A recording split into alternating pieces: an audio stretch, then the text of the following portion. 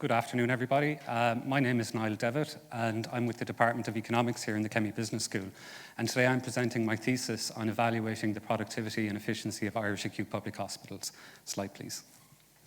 So the topic of efficiency, and more specifically government efficiency, has become popular in recent years. Developed nations across the world all face the same problem. Increasing life expectancy means that greater proportions of us are living into retirement. In Ireland, in 2022, 15% of our population was over the age of 65, but by the time we get to 2050, this will have increased to 30%. This places a greater tax burden on future generations. That is, it will be our children and grandchildren who will be in employment supporting us in retirement.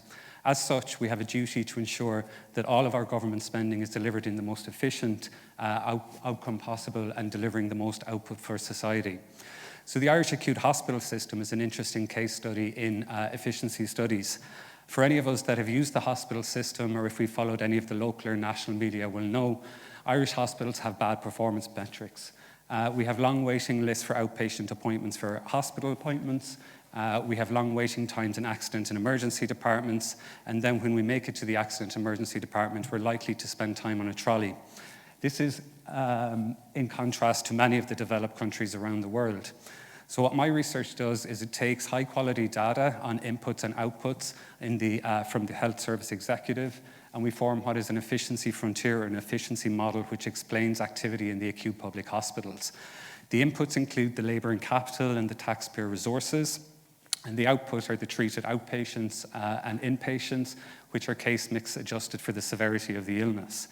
An efficient hospital is one which lies on the efficient frontier. It is getting the most available from the inputs that it has, while an inefficient hospital is using the same level of inputs, but it's not receiving as much, or it's not producing as much outputs as the efficient hospital. The difference between the two of these is the inefficiency that we calculate. So what does my model tell us? It tells us that Irish acute public hospitals are 15% cost inefficient.